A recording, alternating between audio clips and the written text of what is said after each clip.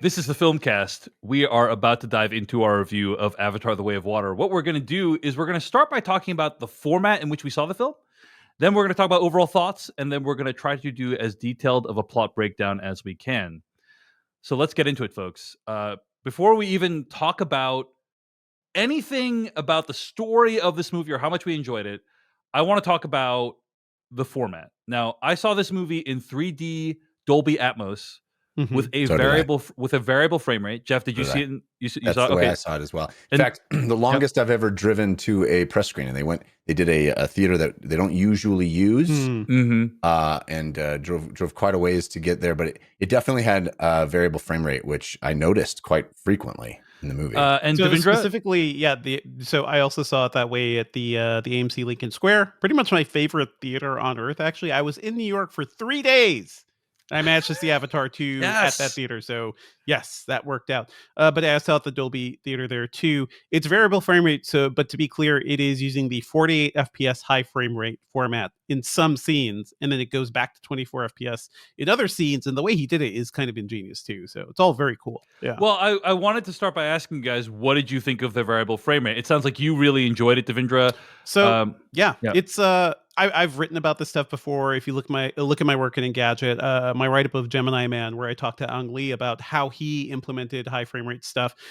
People have done this before. It's mainly been Gemini Man, and it's been The Hobbit, and also Billy Lynn's Long Halftime Walk. So also the Avatar re-release, if I'm not mistaken. Also the Avatar re-release, which I now realize I did not see in high frame rate, even though you could kind of tell in some sequences. But I think this technology is really interesting. I think it has a lot of problems, and I think this is probably the best use of it yet, even though it is not seamless, like at all, because at times this movie will be in beautiful, silky 48 FPS and everything looks super smooth and beautiful. And then like in that same scene, it will cut down back to 24 FPS, people talking.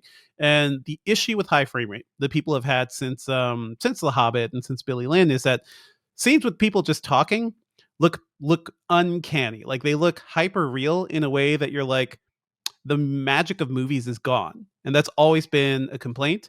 The good part of high frame is that for fast action, especially with 3D and things like that, like you will not get everything looks super smooth. You don't get the strobing or juddering that you get with panning the camera and things like that. Like everything just looks good. This movie tries to balance it. And I think it worked for me, but it also takes some time to get used to, because typically in these things, like your brain is like, okay, this looks wrong, and 15 minutes in, it gets used to it. Because it goes back and forth, you never really get that time to be like, oh, I am in the view of this movie. So I think there is work that needs to be done there, but it's the best implementation of HFR I've seen yet. Jeff Kanata, your thoughts on the high frame rate or variable frame rate that you experienced? I agree with Devindra. I think the ideal is that you don't notice it at all, and that is not what happened. I noticed it absolutely almost every time. I mean, I have no idea how many times there are in the movie, but frequently I noticed it. And I think that the goal would be that it doesn't present itself necessarily. Having said that, I thought it worked really, really well, because it kicks in those very kinetic sequences, high action moments. And having just watched the re-release of Avatar in theaters in 3D, there are sequences, the sequence where Jake Sully is running from that panther in the forest, that are almost too hard to follow in 3D on a big screen at 24 frames per second. Yep. But when it kicks in, and you notice when it kicks in, but when it kicks in, everything is clear, crisp. You follow the action. It works. And I think it's useful, even if it's noticeable. Well, and what's going to be foreshadowing for the rest of this review, I think. I thought I have seen your Mastodon toot, Dave. Thank you. I thought the implementation was disastrous. I thought it was awful. I honestly, at many times where I was watching this movie, I was like, I wish I could leave this theater and come back and watch it in like all 24 frames per second. Right. Every time the frame rate changed, and it changes, I would estimate, at least 100 times during the course of the movie. Yeah. frequently within a scene. Within a scene, Yeah. mid scene, you're like Yeah. shot, reverse shot. The reverse shot is a high frame rate, and the going back is not. Every time it happened, it ripped me out of the movie. Like I was just like, I so wish I could just go back and like rewatch. And in fact, as we're recording this on Tuesday before the movie has come out. So I am so curious that like we don't know anything about what the audience's reaction is going to be to this, how people are going to write about it and talk about it. I've seen a lot of critics. I've seen some people say it looks great, and I've seen some people complain that it's the worst thing they've ever seen. And I know some people it's going to be when I shared about this online, because we were allowed to share very brief reactions to the film prior to now, and some people were like, "Hey, thank you for letting me know," because like that what you're describing would make me dizzy or would give me like would have an effect on me. I would also say I think people should try it. I think you should try it. Well, okay, so like even if it sounds bad. Yeah. Here's what I'm going to say. So like your mileage may vary. As you can hear from just the three of us, your mileage may vary. Here's what I am going to say. The underwater stuff, and I don't think it's a spoiler to say there's stuff in this movie that happens underwater. There are whales. Looks amazing. Incredible. Like it's just like, oh my, this is like when I saw it, I was like, I understand why he wanted to do high frame rate. Like this is the reason, like it looks so good in high frame rate. And I wish they had taken a different approach, like Chris Nolan, with his IMAX stuff. Like he'll shoot an entire scene with IMAX full format, and then like it will go back to the rest of the movie, and then it's like, okay, it's not an action scene anymore. You would rather want less of the back and forth and a scene. I would rather like here's an action scene. It's all going to be in high frame rate. Like that would have been fine with me. But like the way it's implemented, I just thought was. It literally, like in my opinion, ruined my first viewing. It takes you out of the movie. It does take you out of the movie, and I heard that from many, many people. The thing is, have you seen any other high frame rate movies, Dave? The Hobbit, saw the Hobbit. Yeah, high frame saw rate. the Hobbit. But I think here's the other thing I'll say is, I have spent the last couple of years, like, starting to value 60 FPS in my video games. Like sure, like I got a 30 RTX 3080. Like I enjoy when I'm playing PS5, I always put it on performance mode. Like, and so I can tell the difference between 60 frames per second and as a culture, we want 60 FPS. I'm looking at a lot of YouTubers now. They're shooting in 4K 60 FPS. And you say that, but there's many people who like leave motion smoothing on their TVs. They don't even know the difference. So like there's many people out there. I doubt they listen to this podcast.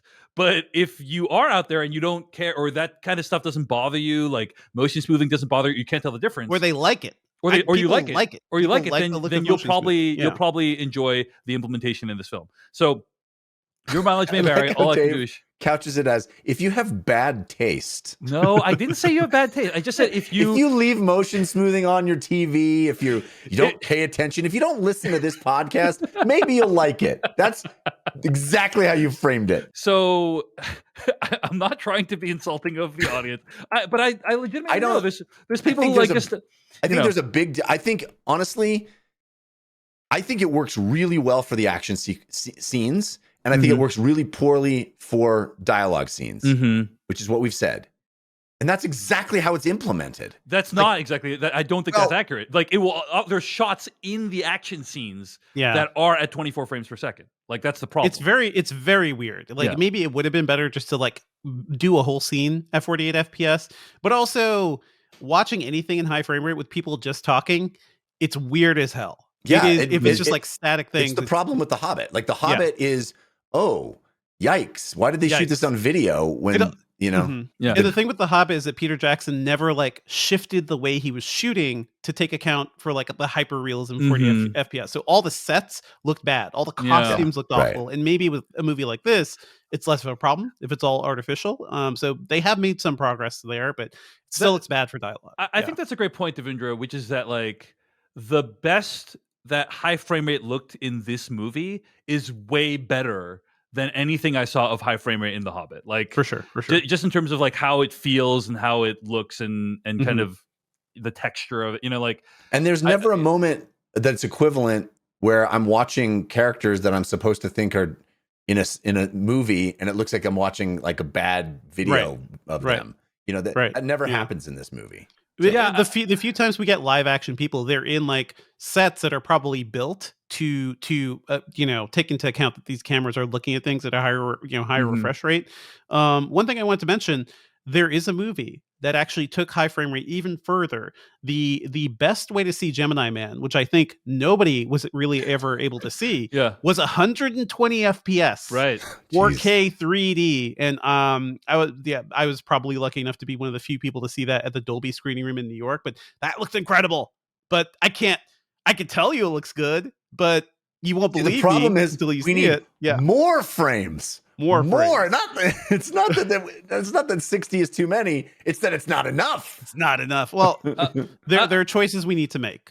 Yeah. I'm gonna say this, like, I appreciate, like, there's this idea of, oh, it should be 24 frames per second, and that's what cinema is, and we should never try to change it. I don't Mhm. necessarily agree with that. I appreciate that people like Ong Lee and James Cameron are being like, 24 frames per second can't hold me back. I need to do more than that. I need to try more. Why shouldn't cinema evolve? And I'm not opposed to that, but at the same time as I feel that way, I just can't imagine that this is what he thought was the ideal. Like, they probably just ran out of time rendering frames, is my guess. Like, like, I can't imagine that he wanted to shift back I and forth doubt this that. often. Dude, he has been talking about this for years. I link back to articles in 2016, and he's like, Ang Lee, no, don't do that, Ang Lee, because he's saying his thing is high frame rate is a tool, not a format, and that is a quote he's been saying forever and ever. So he wants to use it like 3D, right? Well, yeah, He doesn't seem like in a guy different who's ways. big on compromise. Well, Jeff, Yeah. like, my understanding is this movie was finished literally weeks ago. Sure. Weeks ago. So Sure. it's like, and there's the saying, like, films are never finished, they're just abandoned. And my guess is, like, he's like, okay, well, this is what we could do in this time. And I'm sure my guess is he would have wanted at least like whole scenes to be all high frame rate. I don't know. I don't know. But like, about that. that's yeah. What do you mean? You think he wanted to go back and forth? This is between high what frame- he has been talking about. Like, as somebody who's been reporting on this. scene. Okay. All Yeah. right. All right. Yeah. He I'm has open been to talking that about possibility. this. Yeah. But It bums me out that it affected the experience so much for you, Dave, because to my mind, you are way overstating how jarring it is. But it can be. Like, here's the clearly, problem. Like, depending on your brain and how this stuff like affects you, it can just be like, oh, this is garbage. I never want to see this again in my face. And that is the problem facing high frame rate, is that I think a lot of people will just reject it outright, because I sort of did with The Hobbit because of how badly it was implemented. So I don't know. I am similarly surprised, at your reaction, Jeff, just because, like, I'm sure you've played like video games at 60 FPS, and then when there's a scene that's like not in 60 FPS, it's like really jarring. Yeah. Now like imagine God of War, the 2018 God of War. And now imagine that happening 100 times. Like during the course, it's just like, I just and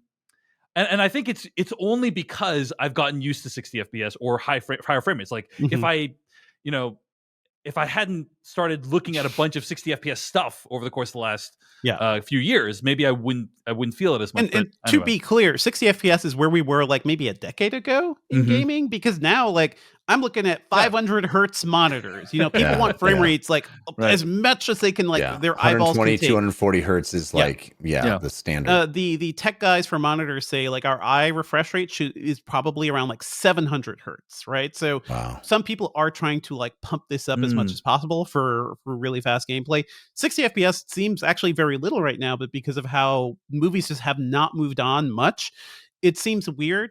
There have been older technologies that have tried to change this a bit. If you guys look on Disney Plus, the version of Oklahoma that is on that service is actually at 30 FPS. And it's like a 4K re-release of Oklahoma that was using like some new super widescreen technology or something.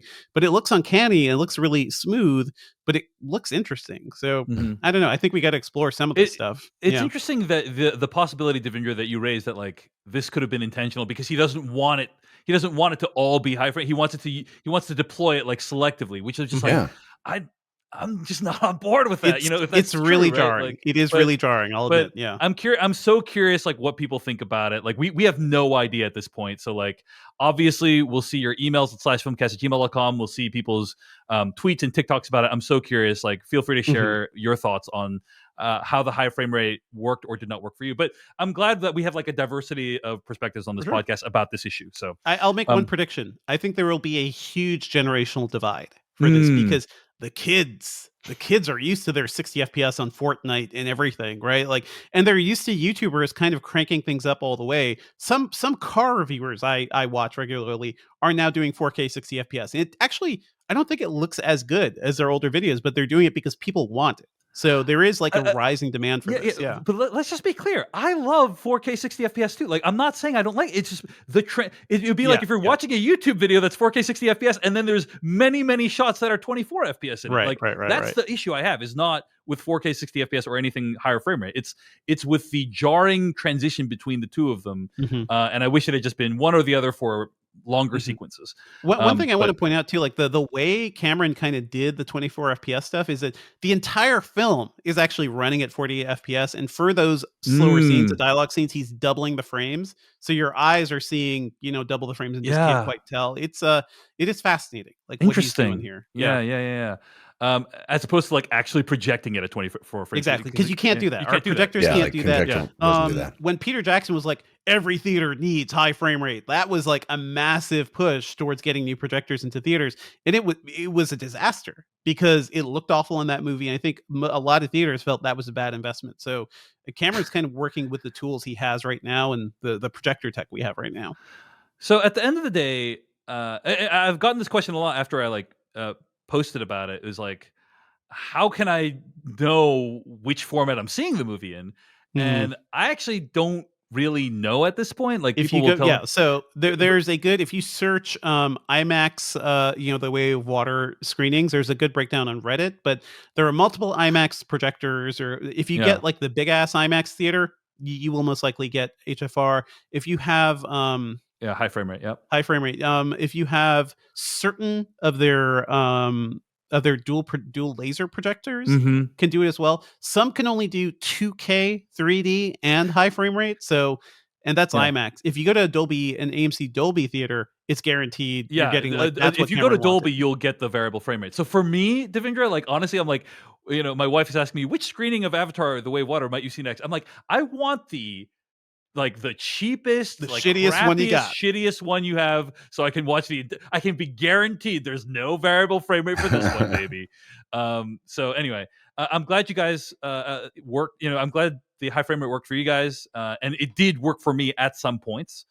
Anytime it was longer than like a minute, I was like, this is awesome.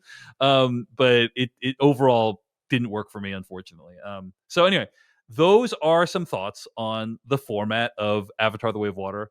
We're half an hour into this episode. We haven't even gotten to the movie yet. So let's well, I do want to say, I do want to say the 3D is glorious. Yeah. Okay. Let's talk about that a little bit. I mean, you talk about format. I think the fact that I don't even know, is this movie being shown in 2D? Oh yeah, it absolutely is. Yes. Yeah, that would be. I think that would be a mistake if anyone. They predicted that it would have basically the most formats ever out of any film in the history of mankind, basically. So you got your 2D, you got your real D, you got your D box, your 4DX. Like every single format is going to have this movie. So I do think that the 3D is.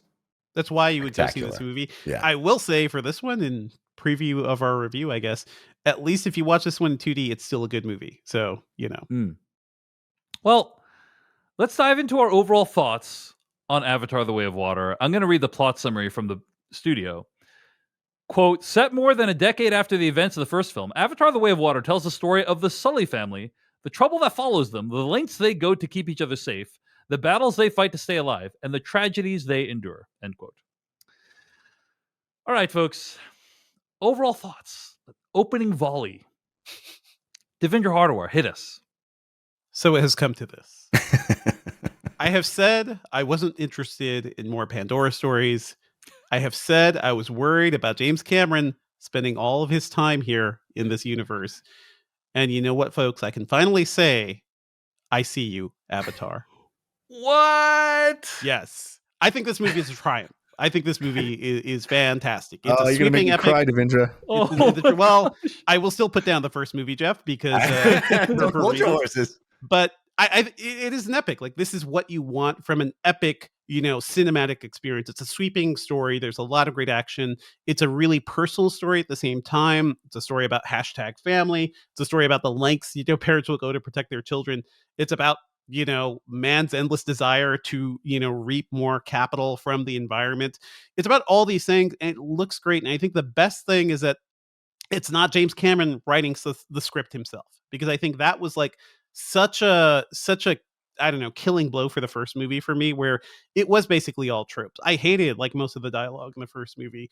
I looked at Avatar 1 as an experience because like, oh, this 3D looks better than anything I've ever seen before, but as a movie it was something I never wanted to rewatch. I think this one is a genuinely great movie because he has some screenwriting help from some of the folks behind the Planet of the Apes trilogy, the new one. Rick Jaffa and Amanda Silver have screenplay credits. Yep. And I think Josh Friedman too, who worked in the Sarah Connor Chronicles, has like story credits. So like he had a writer's room for this. There are a whole bunch of people that are going to be credited for the future movies, I believe. But it's well written. It has characters I care about. I care about Jake Sully now, mostly because I care about this family. And I think it just touches on so many things that are just genuinely meaningful. I found this movie incredibly moving. So yeah, I adore this movie. Um, I was still fully justified in saying like, I don't know if I want more of this, because based on the evidence in front of us, that previous movie, I was worried. But at least now I'm very glad that I don't have to be as worried. I think this is a genuinely great movie, and I'm glad that James Cameron has like a kind of a sandbox to test out new technology and test out new ideas. And yeah, I hope he gets to make more of these. This actually makes me really happy because I think Devindra has been. I didn't want to hate this movie, guys. I was dreading disliking it. Yeah. I think. I think you have been. Let me put it this way, Devindra. Tell me if you agree with this characterization. Okay, you have been the most skeptical out of all three of us about James Cameron spending another 20 years of his life in Pandora, right? And literally the rest of his life. So, and I'm happy that like you feel like at least some of that time might be worth it. So that's just nice to see. Jeff Kanata, what are your overall thoughts on Avatar: The Way of Water?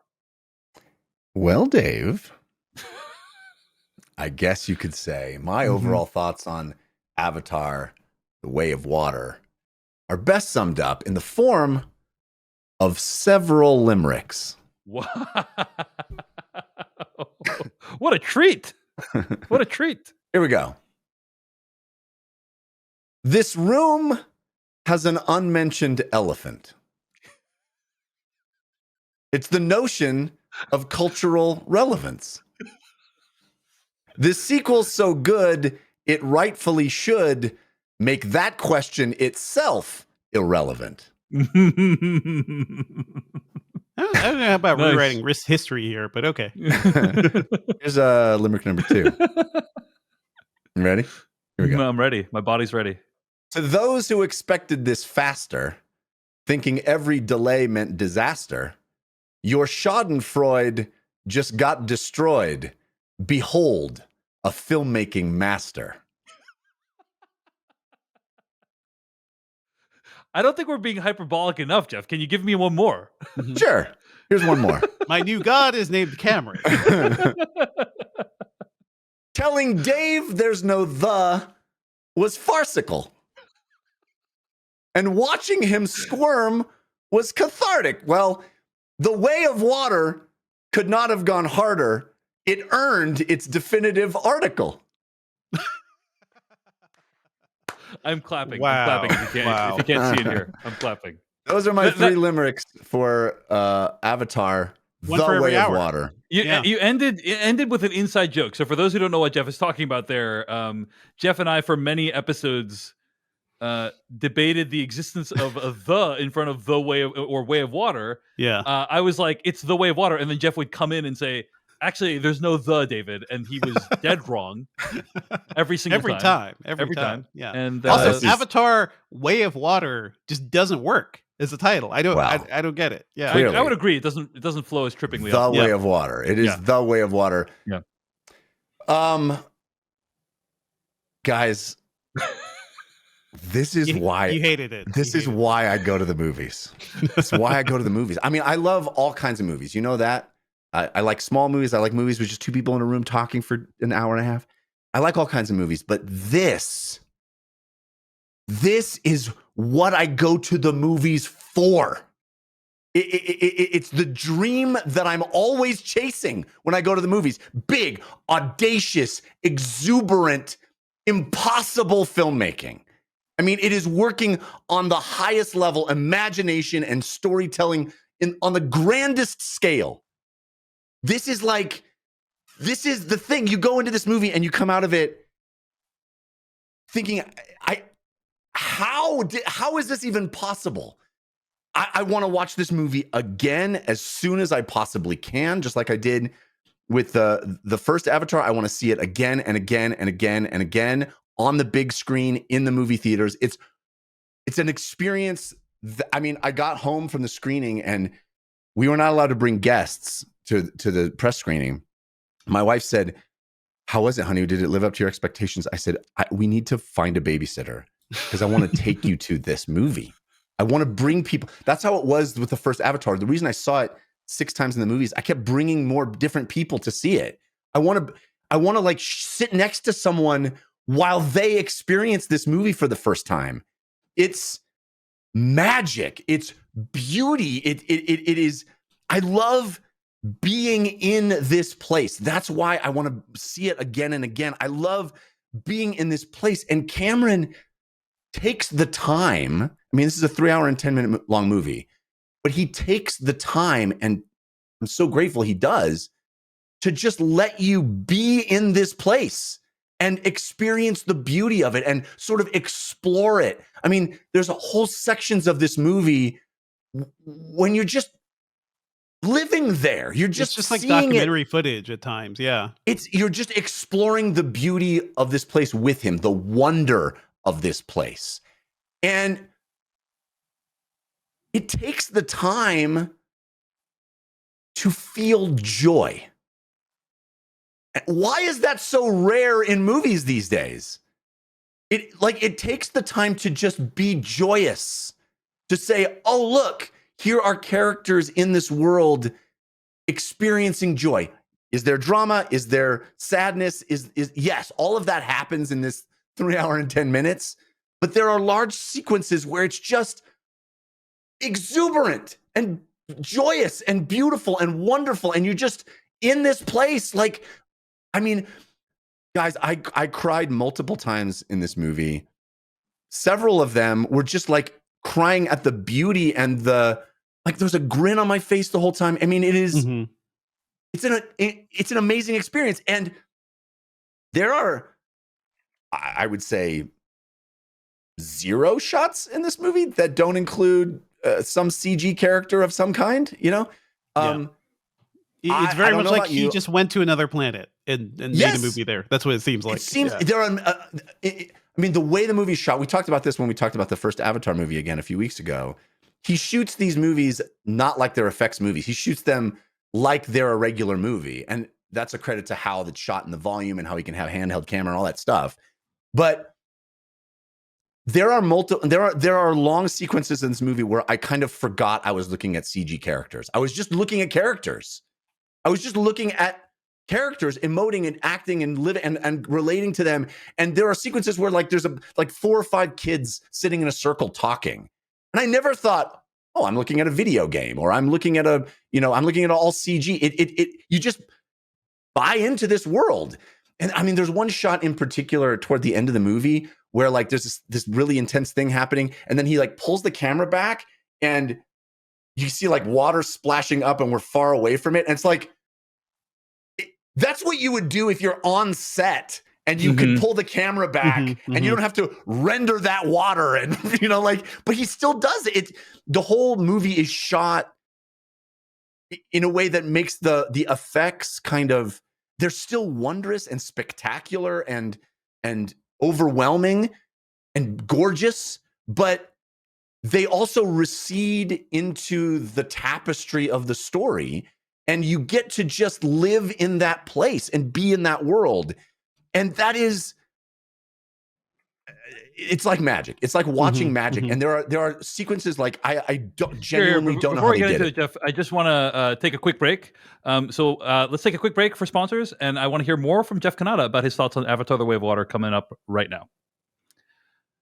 All right, Jeff, go ahead. Sorry, I didn't mean to interrupt. No, that's okay. I'm rambling, but I'm going to continue rambling for Yes, just a moment please. if you'll indulge Please. me. No, for a while if you want. the other thing about this movie and this franchise is that it wears its heart on its sleeve. And I think, honestly, one of the reasons I feel so connected to this franchise, which now is a franchise, is I think I share a lot of sensibilities with it. You know, this movie, this franchise is corny, like undeniably. You know, Unobtainium is corny. Other aspects of it are corny. It embraces simplistic notions of morality and right and wrong, and it does things in a way that I think a lot of people have criticized the first movie for, in that it is this sort of generalized story that we've seen a number of times. But like, I feel like I am corny and, you know, I embrace a simplistic notion of right and wrong. Like, I share that, and I love its heart. And this movie has so much heart. It really does express a thing that so many movies, especially in the last 10 years, we haven't really seen. Because everything is so, I mean, the world we live in is grimmer and darker than the world I grew up in the 80s, right? And our art, our culture, our movies have reflected that, and we've seen things get grimmer and darker. I mean, there's obviously exceptions to that rule as outliers, but I think generally, especially in our fantasy storytelling, in our, you know, we things like Game of Thrones is the biggest fantasy thing in the last 10 years, right? It's such, and even Harry Potter gets real grim and real dark. You know, it's like there isn't this like exuberant, joyous vision of the future that is hopeful and positive and has heart like this, and has this sort of, you know, this sort of simplistic heroism that it stirs something in me, like stirs a thing that has gone dormant in my soul a little bit. And I think this franchise does that. And I love that. I love feeling that. I love, like, I want to be in this place, but not because, Pandora is a cool fantasy world. It is.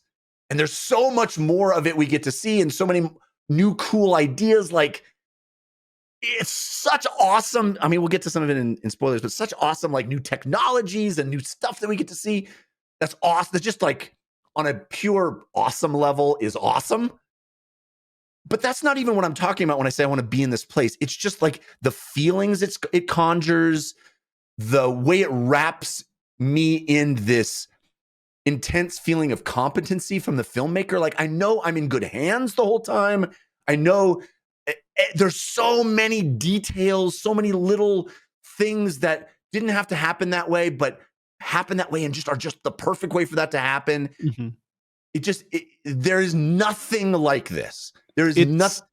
And one thing I want to say, Jeff, it is both mythic storytelling, like you're saying, but also very, very specific and very much like, it is not, it is grand and sweeping, but it's also like clearly somebody who has done their homework about this stuff. Yeah. And it is not cynical at all. And I do feel like cynicism has really infected like so many things, because it's not just grimdark. Like, I think the MCU stuff is full of joy, but it's also like, you know, built upon, you know, the personality of Tony Stark, really, and everyone's kind of responding to him. And he is like the most cynical, you know, billionaire playboy that there kind of is. And that tone kind of has been reflected throughout much of like what the Marvel stuff has been. So to have something that is free of that completely is just, open-hearted and genuinely heroic, and doesn't shy away from its emotions, I think is it's pretty rare. That feels refreshing. You know, that is so well said, Devindra. That beautifully put. And I think you're right. Cynical is the word that I was searching for. You're right.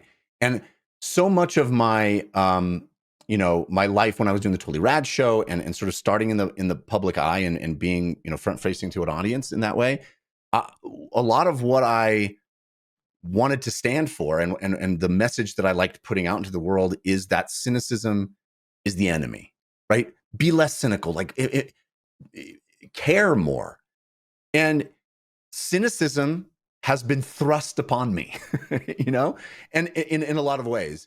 And you're absolutely right. Like, it is so awesome to like peer out of that little tunnel of darkness that I certainly have been in the last 5 years or more, and see this ray of sunshine and hope that it feels. I mean, I can't even say it better than you did, Devindra. I think you put it beautifully. But I mean, that's the feeling I get being in this world and watching this movie. And I can't wait to talk about the specifics of the story, because I think it does some really fun, cool stuff. And the action sequences, like, there's only one human being, I think, on Earth that could make this movie. It's just insane that's the case, that's the truth. Like, it's the guy who self-designed his own submarine and took it to the bottom of the ocean and made a movie about it too. Like, it is insane that he's a real person. The way he structures action sequences, the clarity of the moment to moment, it's music, man. It is there were a number of times where I just yelped at something that happened that like was this crescendo at the end of an action sequence, because it built in such a beautiful, methodical way, and the detail of what was happening, it was so clear, it was so precise, and it was so it built up to a moment that just unleashed that feeling, that climactic moment of, yeah, our heroes did a thing, or whatever. It is like, it's an art, it's a science at the same time. It is this beautiful construction of a sequence that so few filmmakers do at this level. And man, this movie feels impossible. And it kind of is. Like, no one else can make it. It costs so much money. It's like what you're seeing on screen is, digital people inside digital water. Alongside real people too in some scenes. So anyway, I've been talking long enough. Let's let Dave take a crap on what I just said. I mean, you're ready. I have seen the toots. I am ready for this discussion. For those who don't know, by the way, toots are the Mastodon equivalent of tweets. Just also everything that comes out of Dave's mouth. Wow, Jeff. Wow. I mean, here's the thing, Jeff. People, when I hear Jeff give a impassioned, anthemic speech like that one, who cannot help but who among us cannot help but be moved by Jeff being moved? Who among us? You among us. That's who. I say this very genuinely, because I'm like, on the one hand, like, I love that you love it. I love, and I think people listening to this love that you love it. And that's why people tune in. They love to hear Jeff loving things. And like, there's something very exciting and alive and vibrant about that love, And I don't wish to do anything to even potentially come close to extinguishing even a part of that love. You know what I'm saying? Like, I don't wish to yuck your yum in even the slightest. And yet, at the same time, I must stand in my truth and say I did not think this movie was very good. Really? Yeah. I find that so hard to believe. Like, I don't understand how someone can go through this experience of 3 hours and 10 minutes and walk out and go, like, of all the things in the world, I find it so unbelievable to even understand. But I'll let you explain. Well, I think on the one hand, let's talk about some of the things I really loved about the movie, which is stuff that you've already said, right? The visuals in the movie are incredible. They spent hundreds of millions of dollars in this movie. It's all there on the screen. And we have talked about how James Cameron is trying to push the medium of cinema forward. And does in this movie. Arguably undeniably. Does, right?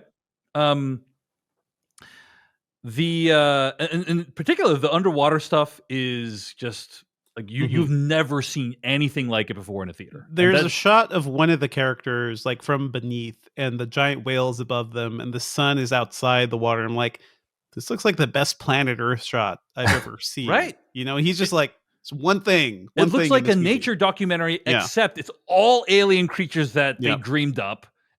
but it, it still looks photorealistic, and it's just like, wow, it's mind-blowing some of the visuals that can be achieved in this film. You've already talked about the action as well. Love the action. James Cameron has not lost a step.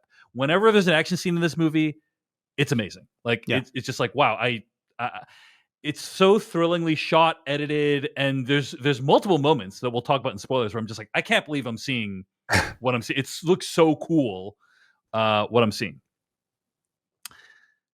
So you're thinking to yourself, well, Dave, that sounds awesome. Why didn't you love the movie? That sounds like a movie you enjoyed. Sounds like a movie I would enjoy. And I think, I didn't love almost anything else about the movie. Like, I didn't love the story. I didn't love the characters. We're introduced to a bunch of new characters in this movie. And I didn't find any of them interesting. I'm just gonna put that out there. Like, I didn't like any of the new characters. And because we are following all these new characters, we're not following the original couple from the first Avatar as much, Jake and Neytiri. And I felt their arc, this movie, was shortchanged as a result. I will agree that I think my biggest criticism of the movie is that Neytiri is almost completely sidelined. Yes. And it's a shame because she's by far the best part, in my opinion. And Zoe Saldana is incredible, and she remains incredible in this movie, but she only has about 3 things to do. Yeah. And one of them is incredible, but for I was like, I miss Neytiri, but it really becomes, Avatar: The Next Generation. Yes. And I was really worried about that when it was like, oh, we cast the kids. It's going to be a movie about the kids. And I'm like, oh, this is how you ruin a franchise. Yeah, but and that's exactly what, and I feel like my fears were all played out personally. I just came away completely. I mean, I don't know. I don't want to make this about having kids or not having kids. Yeah. But there's a lot of this movie that's about being a parent. And I mean, I was crying many times because, like, oh, my daughter has said those words out loud to me, like specifically about being a father. Too. Yeah. Like that is also, a knock against it, because Neytiri's perspective is not nearly there as much. But, those things hit me. Certain things that happen towards the end, like talk about crying behind 2 pairs of glasses. Not fun. Yeah. It is something that happened multiple times. Right. I don't, I would say that it is highly likely that if you are a parent or a father specifically, that like this movie would speak to you in specific ways. I'm also just going to point out the obvious. There's people who aren't parents that also love the movie, and there's people who are parents who didn't enjoy it. So it's like 100%. it's not like that is a decisive factor or anything. I want to bring happens to fall along those lines on this podcast, but I don't think it's like for sure. It's one thing Jeff mentioned. I do think it would help. Like, it does help that perspective. I do feel like Cameron, a lot of these movies we're seeing this year are about older directors who are like taking stock in their lives, and in some ways using movies to sort of like reflect on them and maybe make peace with like the things they couldn't do for their own families or for their own lives. One thing you had mentioned, though, in a toot, Dave, and I will never tire of saying toot. Yes, apparently. You said that this movie is basically a remake of the first one. And I don't know if you still believe that. Because I definitely did not feel that. I do believe it. We can talk about it in spoilers, but I do believe that. I basically said, I described this as like the Force Awakens of Avatar 1. And yes, there are some new characters, and like I think you guys find the theme of family to be very substantive, and that's cool, but I did not personally, as rendered in this film. And here's the thing: lots of people love The Force Awakens. I think the function of I love this The Force movie, Awakens, Avatar: The Way of Water, can be to do what The Force Awakens did, which is to introduce Avatar to a new generation of filmmakers. Film goers. I keep saying filmmakers. Film goers 13 years after the original movie came out. And so it's not like necessarily a bad thing. But I found many of the emotional beats to be very similar to the first one. And we can talk more about that when we get to spoilers. I want to say a couple. I want to let you finish. No worries. Yeah, go ahead. I wanted to relate to you guys some anecdotes of my experience. So saw this movie at a press screening, as you know. I would say maybe 20 people in the audience, maybe a few more. Not, obviously massive auditorium. So big, mostly empty theater. The movie, before the movie, 3 hour and 10 minute long movie. Before the movie, oftentimes we'll have somebody come out at a press screening and say, hey, just please put your cell phones away. If we see anybody using the cell phones, you'll be asked to leave. It's standard because it's going to be super awesome to shoot 3D HFR footage on a cell phone. That's really how you're going to make your money. Yeah, regardless, I respect that. But this time we had somebody pop back in after they had already made that announcement and go, hey, just want everybody to know there's no end credit sequence. You don't have to stay for the end. Yeah, this is a long movie. You don't have to stay for that. Don't wait for anything. There's no end credit sequence. GTFO after the movie. Yeah. So I am I am sitting at the end of the movie, weeping. Is sitting in my seat, listening to the score as the credits are going, and the lady comes up to me and she's like, "Oh, did you not hear the announcement? There's no end credit sequence at the."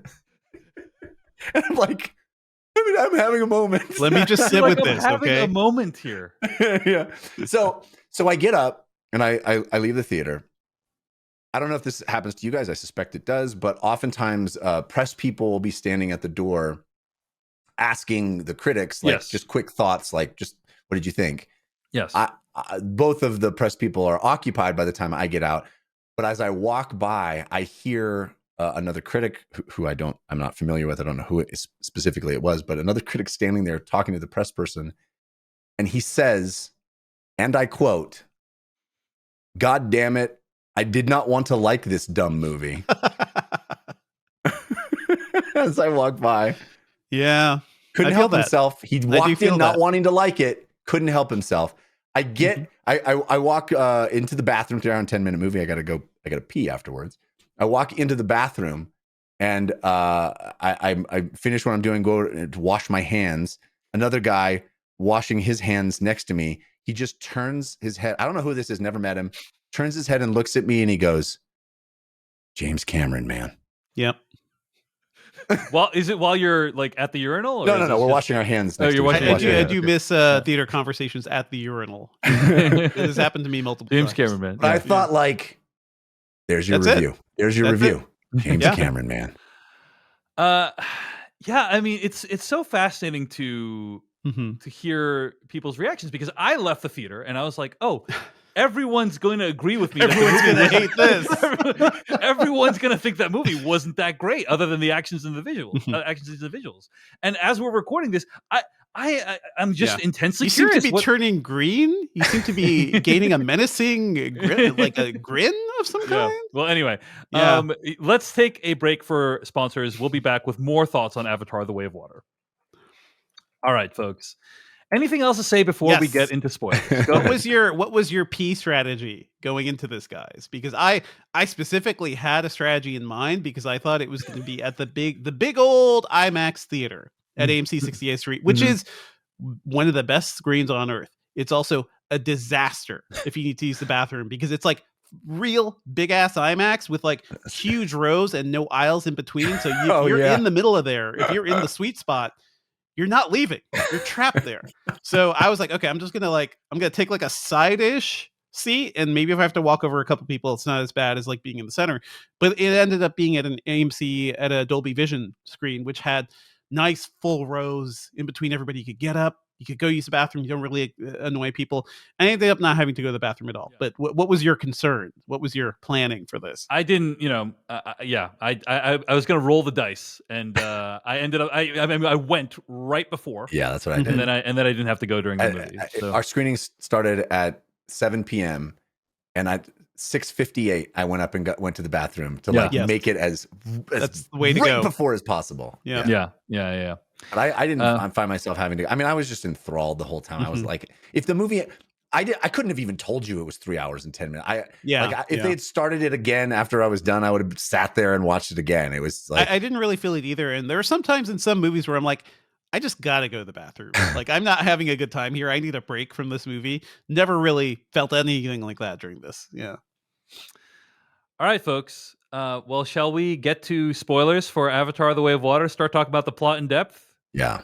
All right, here we go. Spoilers starting right now for Avatar: The Way of Water. There's so much to unpack about the premise. And so much. There's one thing to start with, which is we saw that Stephen Lang was cast in this movie. Yeah. Right. Years ago. Weaver. and Sigourney Weaver. Yeah. And we were all like, okay, so they died. What's going to happen there? And I think it's really interesting what this movie did with both of them, even if the child character Kiri that Sigourney Weaver plays, even though like a lot of that is unexplained, clearly setting up stuff for like future movies. But the Korra stuff and the idea of like recombinant and like, okay, taking the Avatar technology back and sort of like figuring out a way to just like put humans into these things and making clones, it's kind of a cool idea.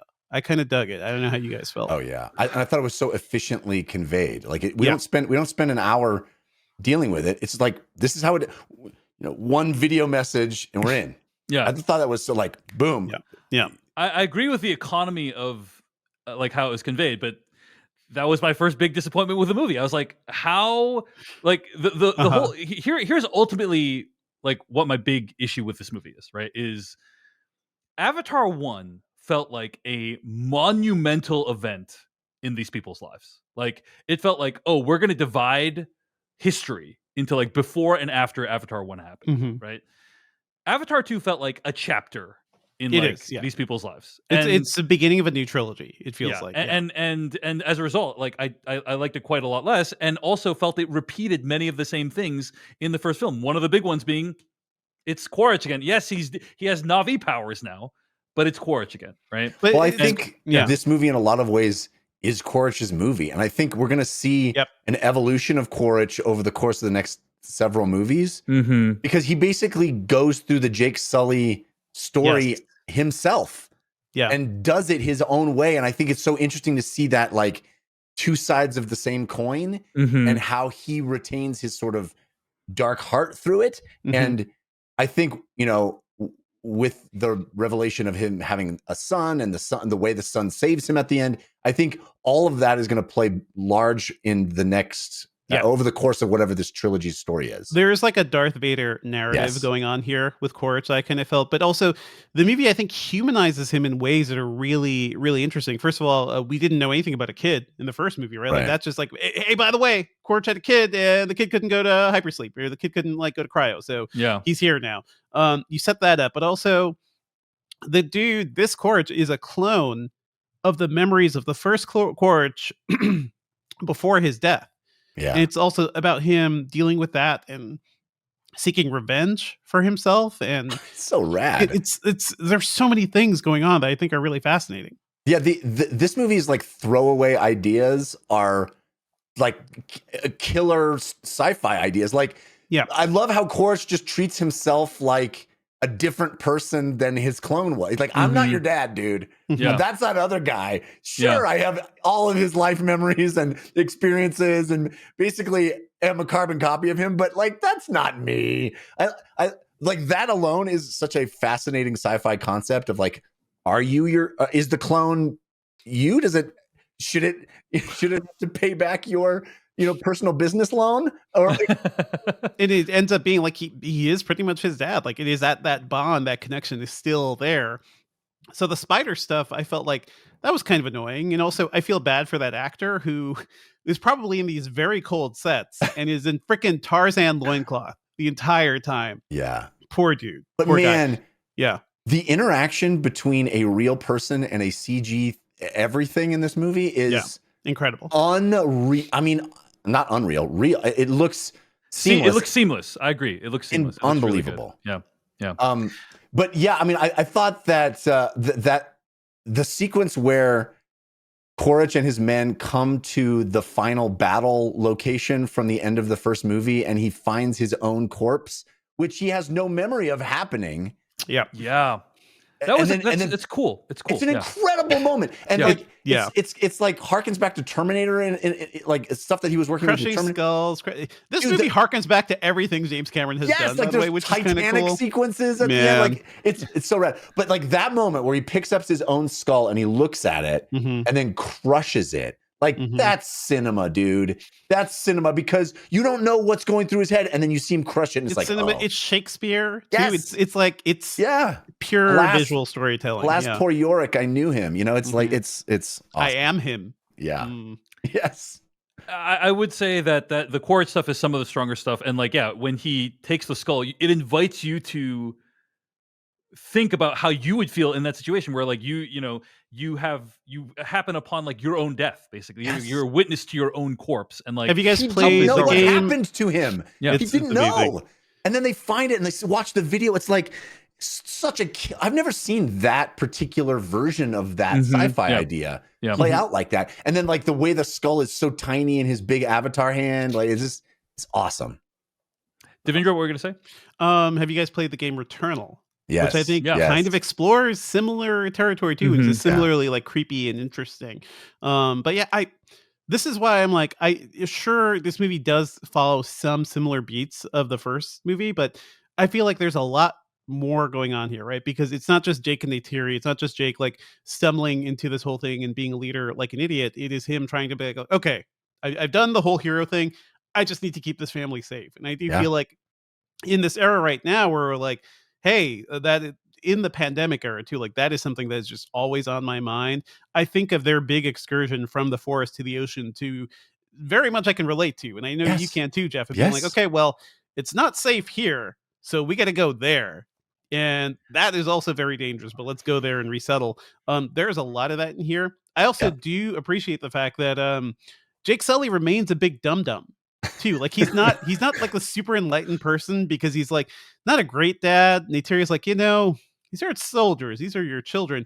But also the whole plan of like, well, being here is dangerous for the forest people, so we're gonna go put the water people in danger. Again, not a Again, I mean, your point. I'm glad you like that part. You're pointing out reasons I, didn't. But he's enjoy the movie. Still, like I'm just saying, he's still a big dum dum. The central sort of storyline of the film, I was just like, okay, they're trying to escape, but then Quaritch is still going. Like, why does he think leaving will put him out of danger? I guess theoretically it could, because they're on like the way far. They're supposed to be far away in hiding, but they should be like away from any people to be really safe. Yeah. Well, also it's like why is Quaritch still after him? Because I get the idea of like, okay, he's like he's basically like a terrorist, right? Like the character of Jake Sully is basically a terrorist. He's like going around blowing up trains, eco-terrorist, harvesting things like that. And then it's like, okay, we got to stop that guy, right?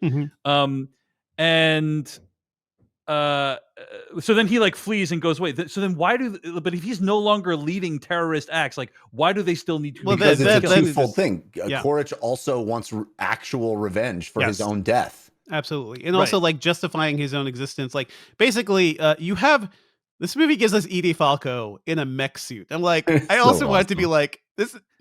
I never thought I'd see Edie Falco like this. This is Jermaine cool. Clement in a science fiction. You're like, I mean, come on. It's so good. But Edie Falco in full on general mode too, like her being the new Quaritch and kind of laying down the law for him.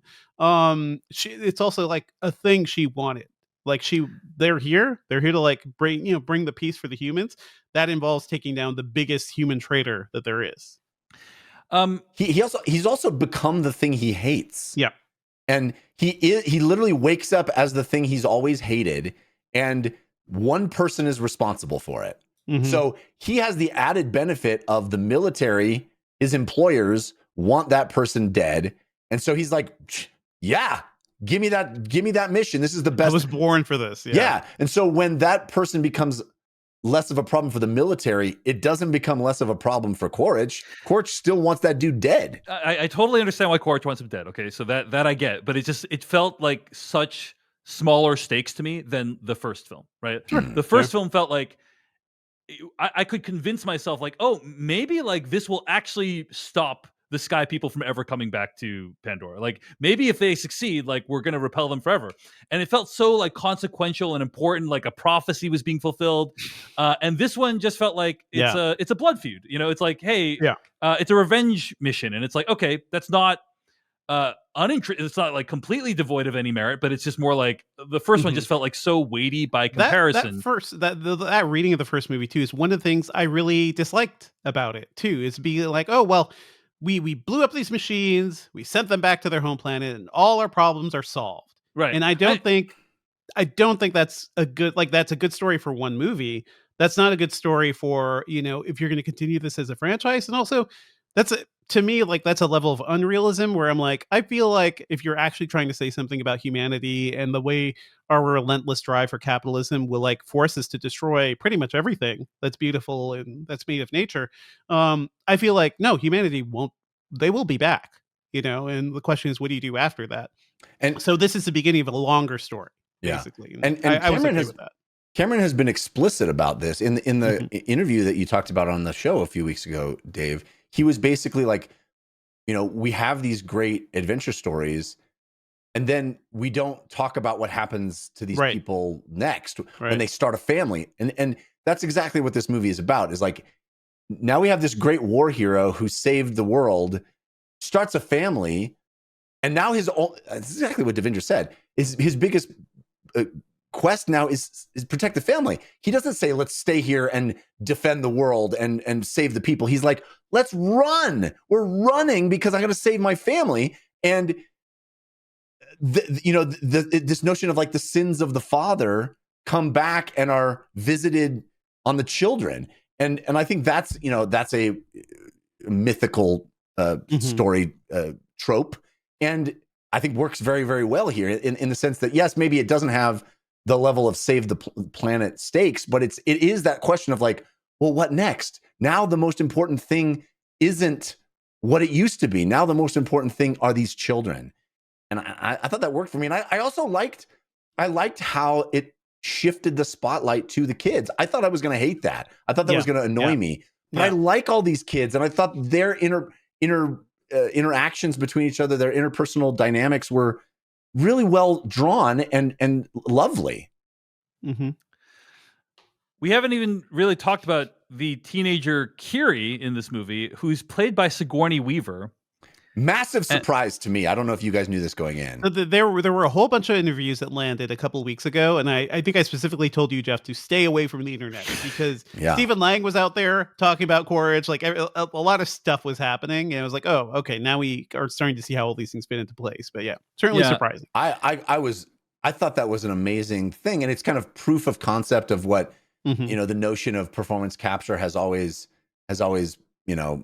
promised, which is any actor can play any part, right? It's like it can. Yeah. And I thought her performance was really wonderful as a young girl. It's obviously Sigourney Weaver, and you can't forget that it's Sigourney Weaver, but she does such a beautiful job, especially in that sequence where she's like playing against herself.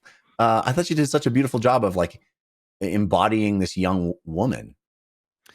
So my understanding is that Grace Augustine's avatar had a child spontaneously, and it was Kiri, right? So but we don't know. I mean, there's like inferences that she may have gotten knocked up before she died. We don't know if it was like a a immaculate conception or what. I feel like they're building up an Anakin Skywalker thing here. So I do think that clearly she has a connection to Awa that no one else has. So there's something there, and we know that that Sigourney Weaver in her avatar body was like connected to Awa as she died. So I expect to find out more about that. Yeah. So as you said, they run and they go like all the way around the world to a tribe of water people called the I think Metkaina is who they're called. And then they kind of have to learn their ways, and that's what the Way of Water, that's where it gets its title. I thought the concept like the abstract concept of this idea that there's like other kinds of Na'vi that have like evolved in different ways is a cool one. Yeah. And certainly like the movie uses it to give you like access to all these worlds that we didn't have access to in the first film. But I am kind of curious how you guys felt that whole plotline played out with this new group of people, the Metkaina, their customs, and then like trying to integrate and assimilate their family into their group. Yeah. I mean, it's very much a story of like going somewhere new and just like being the outcast in many ways. But what was fascinating is that these Na'vi, these people are like built for the sea. And sort of seeing those adaptations were kind of fun too. It was like, oh, look at your puny little forest tails. You're not going to be able to swim with that. And they have like their fingers are more like flippers almost, or like bigger. So I feel like it's just James Cameron having more fun with this, like this universe and the species and also the ecology we see here too. So I enjoyed that bit. One thing we haven't really talked about here is that even though so much of this movie is CG, I believe most of the main cast, almost everybody like who is on screen, had to learn to free dive, Yeah. and a lot of those water scenes are just people underwater, like in some of the mocap stuff, probably, but also Wow. of holding your breath and just Yeah. imagining that, like going to that level, and also the level of hell he put his actors through underwater stuff for The Abyss and other movies. It kind of amazing to see. I think what we heard is that Kate Winslet ended up being the like MVP of being able to like free dive for like months, minutes on end. So Yeah. that's also another aspect of this I think is really, really I interesting. can't wait to see more behind the scenes stuff, because like the idea of Sigourney Weaver playing a child with a bunch of other children, actual Yep. children, Yep. all in mocap suits, all underwater.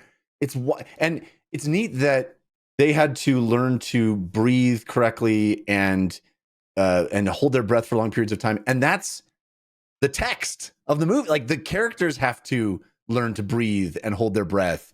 And I love the synergy of that.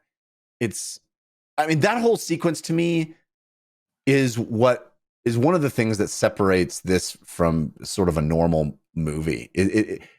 There's this extended, I don't even know. It feels like, I don't know how long we just spend just enjoying Mm-hmm. this new place. We're just This is discovering new. this new These place. animals are new. Yeah. Yeah, and the underwater ecology that we get to witness, that whole sequence with the son developing a relationship with that one whale creature, all of that, I just was like, I want to be here. I want to just feel this joy. The movie sets aside danger for long periods of time to just let you be in this place. And there's so many lovely little details, like the water housing system is connected by these sort of spongy nets, and the way the kids are like bouncing on the nets, and I kept thinking like, well, they clearly had to build actual sets that kind of looked like this in the mocap space for them to just interact with it in those ways.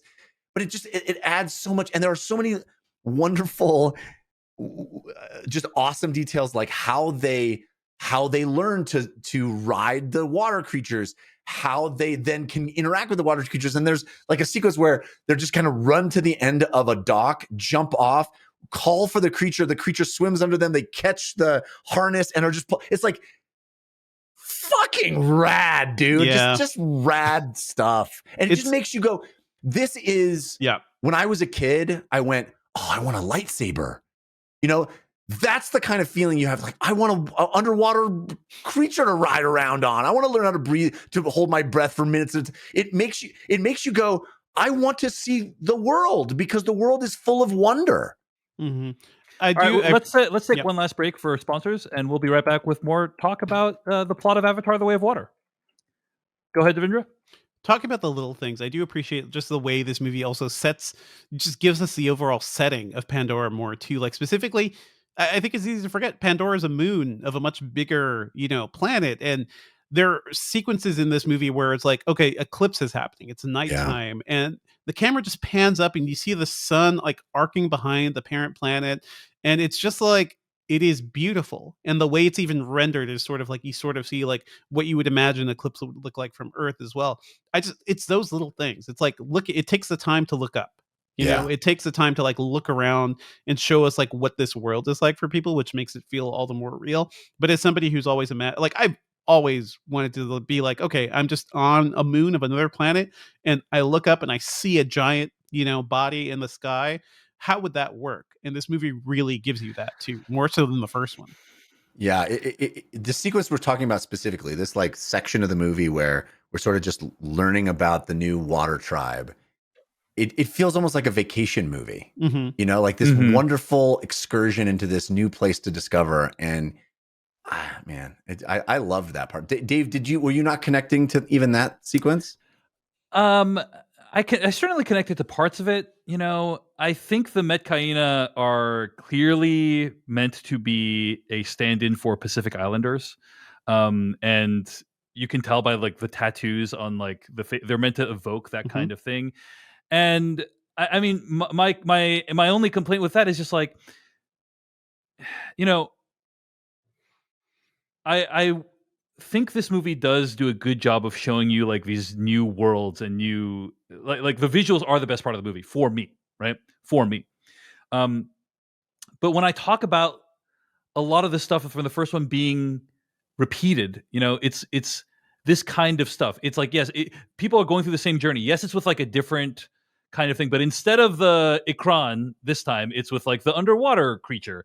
And but Quaritch is still trying to kill Jake, but instead of in his human body, he's in the Navi. But like, it feels like just the same dynamics repeating themselves over and over. And you need to overcome this big thing in order to like actually understand like who the people are. And in this case, it's like the kid kind of bonding with that big sea creature, right? And it's Mm-hmm. kind of it just felt like the same beats being repeated. And after waiting 13 years for this movie, I was really hoping it would go in a much different direction than many of the kind of feelings and tropes from the first one. I know you guys don't feel that way. Like you feel like it's new enough that these are like net new things to you, and I don't like dispute that. They didn't characterization. feel like tropes to me. Like, I Yeah, think that's yeah. the main thing. Whereas the first movie is all tropes. Like, basically the entire plot, like the entire narrative is trope to trope to trope.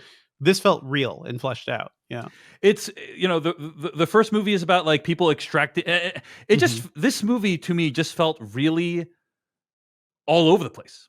In not a great way, right? All over the place. Like I'll just throw out one example.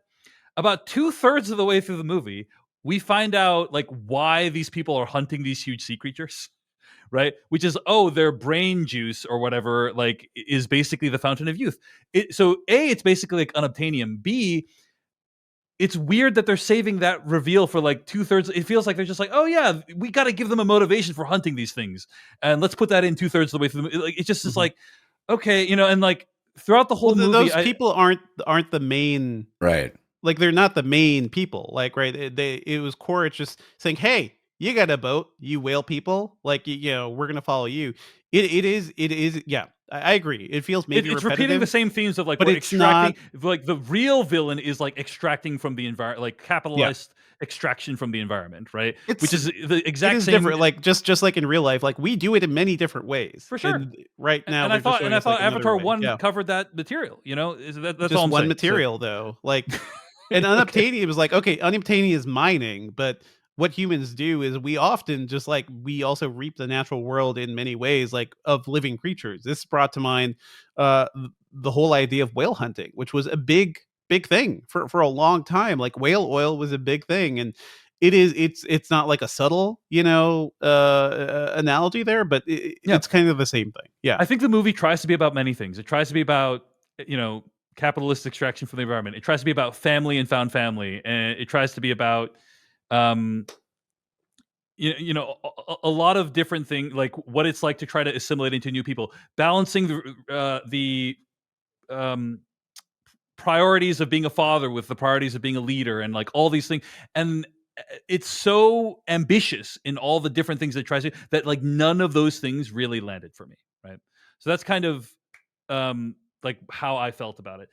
That said, to go back to your original question, Jeff, I'm sorry I like went way off. Like, Oh, it's okay. I do think yeah, there was a lot of cool visuals during this part, and I agree with like I agree, like I'm spending all this time like watching like the backgrounds of like the physical structures they built, the nets, and I was like, oh, like people would have evolved to like kind of stretch these, like build homes like this, and yeah, their bodies would have evolved differently. It's cool it's a cool like mental exercise.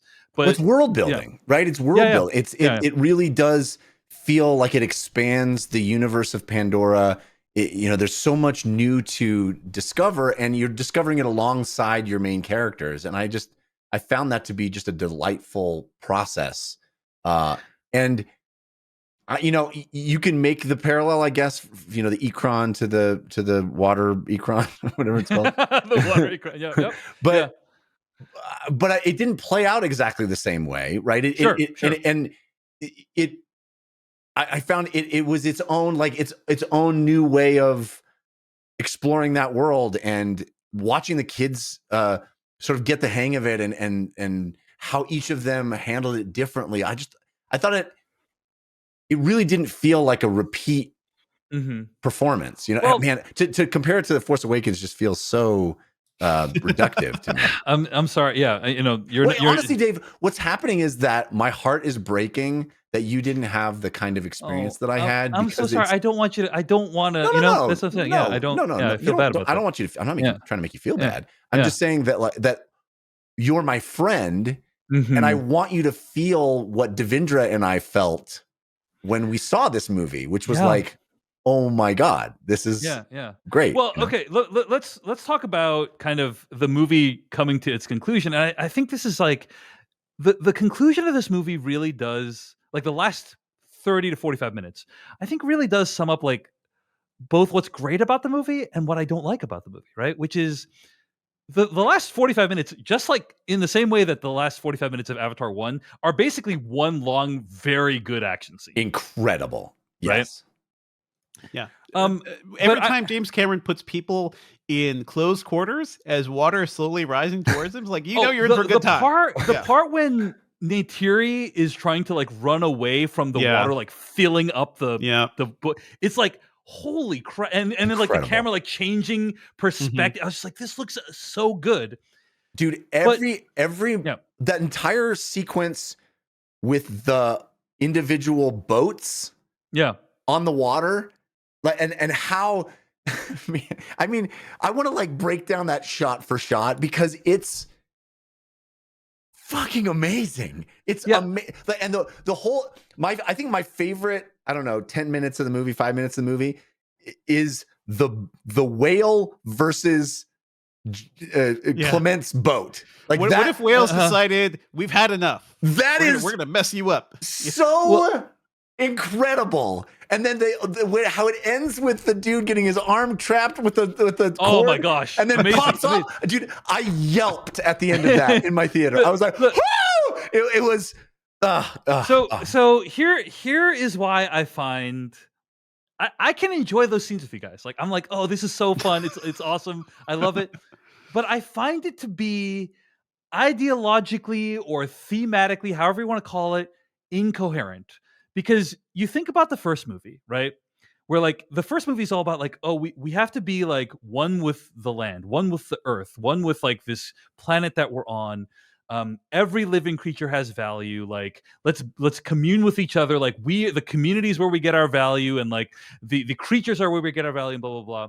That also happens to end with an incredibly kick-ass action scene with like tons of explosions and like military technology being like destroyed and with extremely flashy pyrotechnics.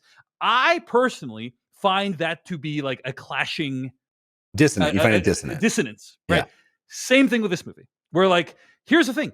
James Cameron, I think, is so enamored of the technology. Like the part where they take down that huge sea creature, I'm sorry, I don't remember what it's called, is so badass. I'm like, holy shit, it's so cool. Like when they like drop those like individual pods, they like drop into the ground and like I'm like, holy shit, this is so cool. But the thing is, it's making that look like an incredibly bad like I know on one level we're supposed to be like, oh, it's horrible. It's horrible what they're doing. Horrific. But like he's making it look cool, in my opinion.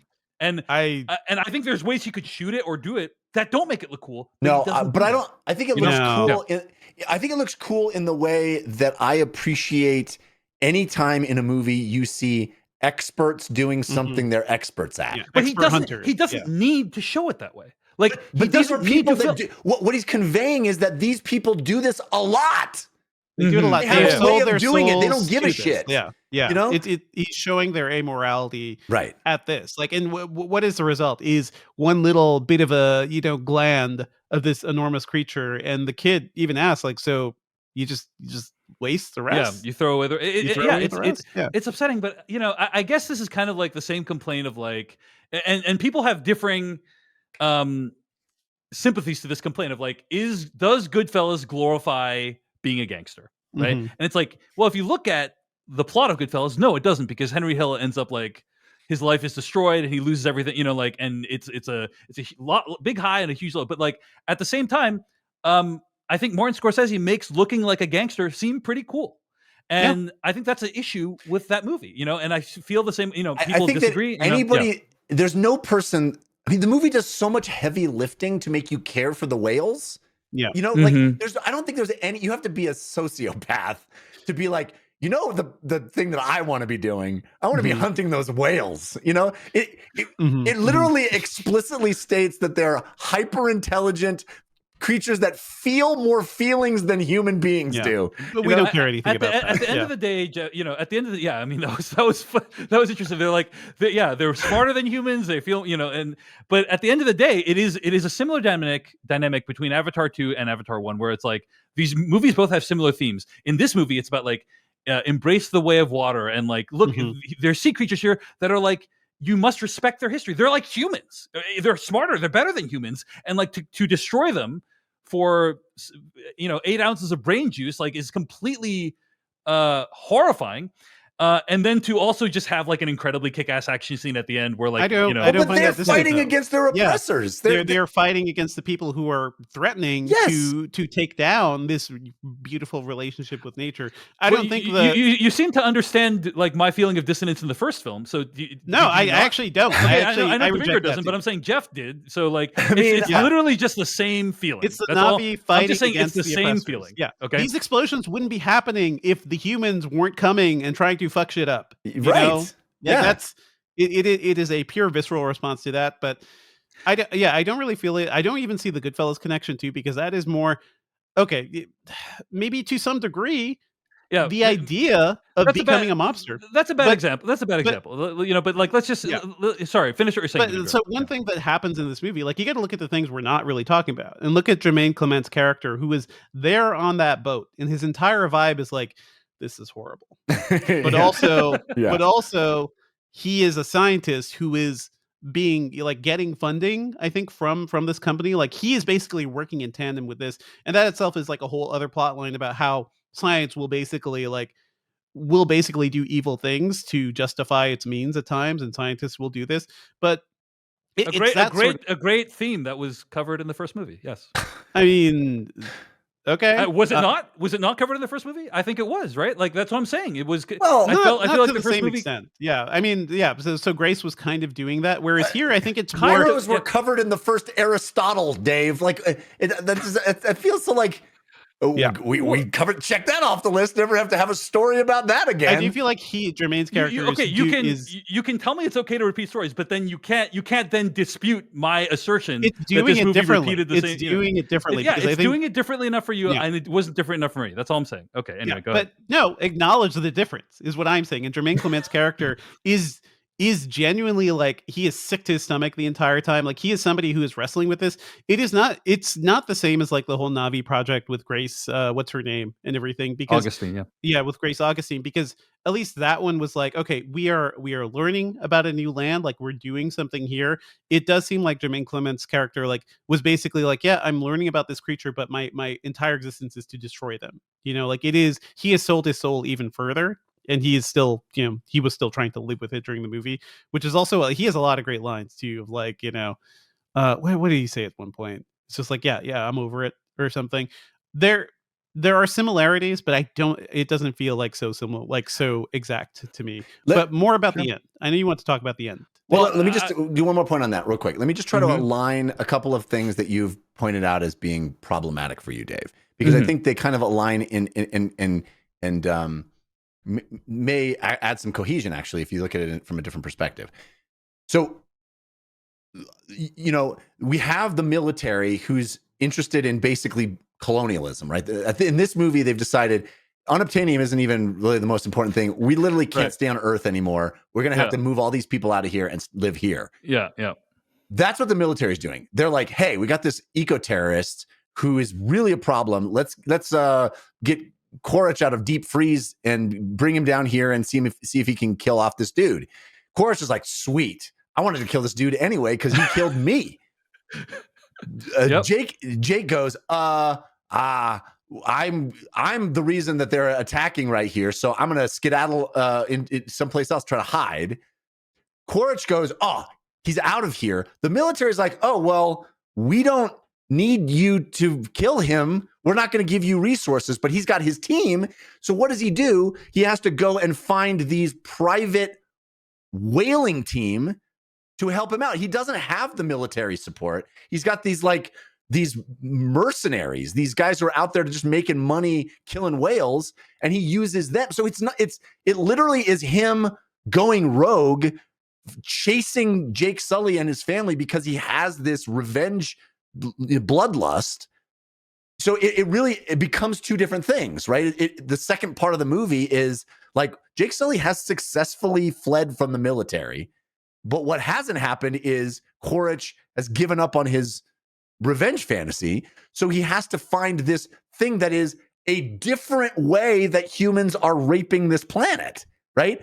It's the military and the colonialists are doing one thing over here, but also private industry is fucking Pandora in its own unique way for its own resource. So the movie is making a different, if related point that like, hey, it's not just government and the military that do this. It's also private business. Mm-hmm. And look how awful that is. So maybe these are pat, obvious things to you, which is certainly valid, but I don't think they're the same thing repeated. I think, as Devindra has pointed out, they're related but different. Well, my understanding was in Avatar 1, I feel like it was a company that was like behind part of it. It was a company. The Resources Development Administration. So maybe they used military contractors or something like that. But like, yeah, to me, like the difference is not that substantial. And the idea, like watching, honestly, the people thinking back to Avatar 1, right? Grace Augustine and Michelle Rodriguez's character, and like a bunch of the other secondary characters in that movie kind of struggle with like what their organization was doing and how it was being inhumane. Like that was way more effective to me than 8 minutes of Jermaine Clement being on screen in this movie. Like that was a full, long-running, well-developed theme in Avatar 1 that barely is mentioned in this movie, in my opinion, right? So I can grant to you that like they're trying to do like different things or it's a different spin on it, but for me, it felt like more of the same and less effective than the first one. So, but let's talk about the ending, Devindra. I mean, I cannot dispute that the final action sequence is one of the most badass things I've ever seen in my life. Right? Yes. Like, yes. With the whole, like, just the design of the boats, like the whole huge thing, guy's arm getting ripped off. I mean, it's like, and then, yeah, as I mentioned, like, Neytiri like almost drowning, like with the water filling up, like that whole set of if a movie had one of those sequences, it would be like incredible. Like it was worth the movie just for that. Yeah, sequence. And this movie contains several sequences like that too. So stacked up, the only thing that there is some like narrative messiness there too, of like the kids basically get captured twice too, which I'm like, I don't know why. And they even comment on that. There's a scene one of the kids is like, "Why am I tied up again? Why am I here again? It's me. Yeah. This is me asking this question of the plot of this film." It's those things. It's those little things because like you got to get characters in certain places and yada yada yada is going to happen. But beyond that, look, it's pretty badass. Like pretty badass all around. Unbelievable. The sequence when, I mean, first of all, just the boats themselves. Like, how do you even shoot that? There are sequences where the boats will like hit a wave and everybody on the boat like raises up in the air in slow motion, and like all of the mechanisms, all the way the submarines work, the like crab-like armature articulated. I love the crabs. Unbelievable. Just the way that they reload the harpoon in that one moment. I'm like, only James Cameron has the coolest reload. Yeah, it's just fucking rad. And the whale is just like, oh, you wanna harpoon me again? I have reflective armor, bitch. Like it is. When the whale like angles himself, so like his head.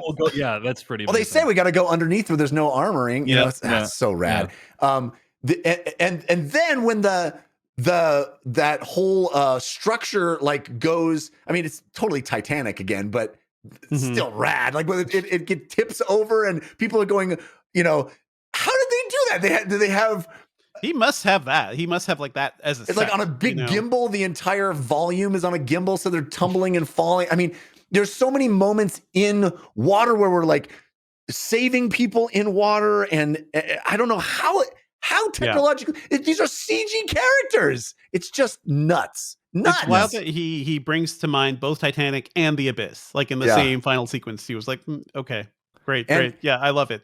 And then when Sigourney Weaver's character like is able to like bring in the illumination into the boat, it's like very very the beautiful. wings, those breathe The wings, wings, yeah, the breathe wing, like it's all it's all very beautifully done. and I think, and then of course losing their son hit me very very hard. I suspect it may have affected you guys as well. That whole thing is rough. Yeah, unbelievable. Yeah. I mean I'm going to cry just saying it. Sorry. The way Neytiri responds to that is so guttural and so visceral. The way when he says, "I want to go home." My daughter has said that in the hospital to me. It's like, I just want to go home. Yeah. Anyway, very powerful. But and then like Neytiri taking that and going pure feral rage and just owning dozens of dudes. Like that whole sequence was bonkers. There was a couple of moments where she did a thing and I was like, holy hell, like just taking a guy and wrapping him in the bow and flipping him out. It's just like so rad. What did you guys think of the whole Spider Quaritch relationship at the end? And I do think it's a nice moment that Navi Quaritch has, where he like acknowledges that he actually gives a shit about Spider. Yeah. I think it's foreshadowing. I think what Spider was asked to do in this movie, like the actor, like I have no issues with the performance. It's like a really tough situation, but I personally found that character to be as annoying as shit. Like it was probably the weakest part of the movie for me because first of all, you got this guy in loincloth just kind of wandering around everywhere, and like he is like an element of like from an 80s sci-fi movie, right, where everything else feels more. It's what's her name from Aliens? The little kid from Aliens. Yeah, it's very much a little kid, but grown up in Aliens. Is like, you're a little too old to be doing this. You need to do some clothes. I'm a little worried about some of this. But it's also that, and also Newt from Aliens. Newt is very much Newt. The kid is kind of dumb too. It's like, okay, recombinate Quaritch is like, hey, just hang out with us. Does not quite realize like what he's doing with these people and like why they can't be trusted. And I'm actually helping them. That whole thing, I think, could have been explored better because obviously they're using you, kid. I don't know. I don't know. Maybe we're just supposed to take them as simple or something. Yeah. I'm just saying, if one human is able to destroy like $500 million of equipment, maybe restrain that person and don't let them go anywhere. Yeah. Like that's all I'm suggesting. Stop moving him around. Stop moving him around from place to place or chaining him up outside. Like just. Maybe he shouldn't be allowed to be around anymore. The whole set on that bridge, like all the actors on that bridge felt like we just gotta collect all the extras, the people who are typically extras, because it's like nobody felt like they belonged on that ship. It just felt like they were really struggling to cast out that whole section. So at the end of the day, Quaritch saves Spider, and then Spider saves Quaritch, and I have a feeling Quaritch is going to be back, and the dynamic between him and Spider is going to play out again in Avatar 3, is my guess, right? But I guess say what you will about the tenets of Avatar 1, but at least the battle between Quaritch and Jake Sully was an ethos. Like I felt ultimately I felt like that story was like, that was such a satisfying rivalry that came to an end in Avatar 1. Very simple. And Stephen Lang is awesome, and I love him in that role. And it's like now, not only has it come back in this different weird way, but they're gonna like kind of extend it out, and it's kind of like taking a story that had an end and like putting an and on it for me. Now for you guys, it obviously worked really well. I mean, that's what it is, but I'm interested in that and like I'm interested in the consequences of that first battle, because good versus evil, we've seen it so many times. I think rewatching Avatar earlier this month really brought to mind, is like, man, I get why this movie was so popular, but I do feel like we have matured so much in terms of storytelling and characterization, and we don't need to do a Pocahontas trope. We can move on beyond colonialist narratives. And this movie, I think, is clearly doing a lot more. So I think that's why, even if some things feel familiar, I think what this movie is doing is just a lot more interesting on a personal level, like for these characters, and what it's doing is more interesting. I do want to see what happens to Quaritch, because I think this version of Quaritch is really interesting, and I don't think it's just going to be the same in the next movie. He's not just going to be like, I got to kill Jake Sully. Right. It's going to be a little different. Like he is somebody who's learning. Yeah. I suspect his arc over however many films is going to be Jake Sully's arc in the first movie. Yeah. We're going to see him, find the fact that he is a Na'vi to be compelling in a certain way, and him to sort of understand what's special about the Na'vi. I suspect that's where we're headed, and I hope it happens in an unexpected way. But I think that's kind of a cool way of looking at it. Like, you know, here we have Jake, you know, in the first movie, not intending to fall in love with these people, but doing it. And here, and then we take that even a step further on a guy who actively hates them and has worked to destroy them, maybe finding a way into understanding the beauty and you know, importance. I do think that'll be interesting. That, like, if it does play out that way, that will be interesting to see. But yeah, this is part of that story, right? Yeah. It's not the whole story, right? So, we're in a different, you know. He set out. He's like, I got 9 of these to make. I got 9 of It's an ongoing series now, you know. Yeah, but like, if each of them, honestly, my biggest bummer at the end was, by the way, the very end, like using the same shot again, and then the late title card. I thought that was cool. I hope all the series does that. Like close up on the face, right? It's the same way. I opening the eyes. Say, like, it was very moving when they like put their son into the water, and then he's like enveloped by all those like sea plants. Like, it was very lovely, you know. Like, it's a beautiful thing. Yeah. But anyway, my biggest bummer at the end was like, this is my home now, and I was like, oh no, man, you gotta go to Snow Na'vi and you know, like, I want to see more Lava Na'vi. Yeah, come on, buddy. Like, this Land of Fire, Land of Air. They're gonna do it.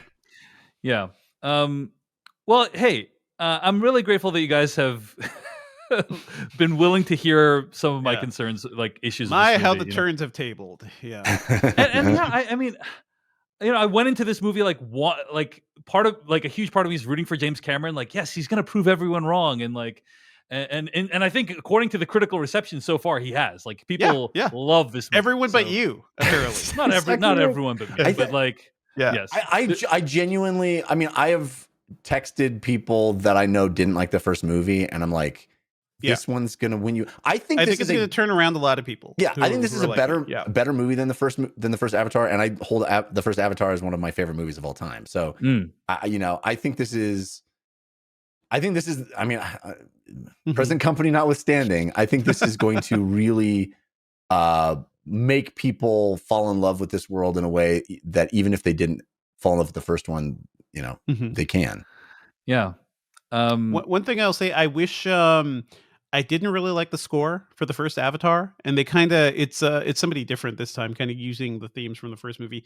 That's all I want. I want like a beautiful sweeping Avatar score to kind of match what I'm seeing, because what we're getting is like, it's good. There's some good stuff. I think the theme of like when bad shit is happening, it's just like all low notes, and it's like, okay, that feels good, but there's nothing truly iconic here. I just rewatched The Woman King, and I'm like, man, this is a good score. This is something that's getting me riled up about this world. So that's something I hope to see in the future movies. Yeah, I mean, for the record, I mean, here's what. First of all, Simon Franklin wrote the music for this movie. Yeah.